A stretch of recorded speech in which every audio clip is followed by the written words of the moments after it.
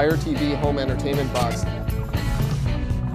This is a very similar box to something like you might be familiar with a Roku or an Apple TV. It's about a 5-inch square device, very simple looking, very monolithic.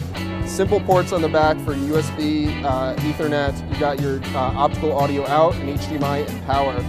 And inside it's got a quad-core processor, 2 gigs of RAM, Wi-Fi connectivity, and Bluetooth connectivity. But other than that, that's the hardware of the box.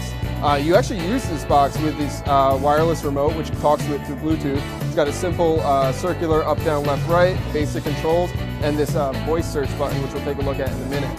Optionally, you can add the game controller to the system, which will let you play games.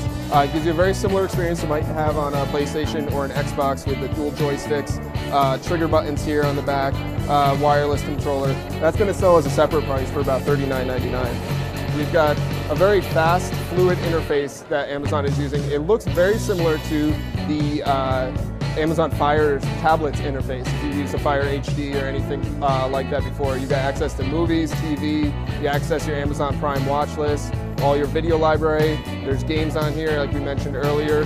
Some really impressive graphics that we saw during the demos earlier of Asphalt 8 and an Amazon published game called Sub-Zero. Then you've got different apps which you can access as well. You can access your Amazon Cloud photos too.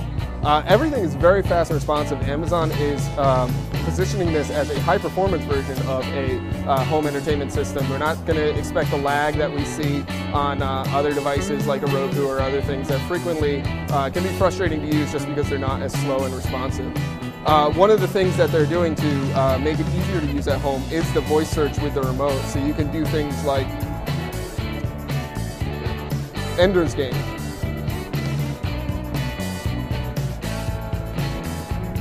Ender's Game. Let's try a different one.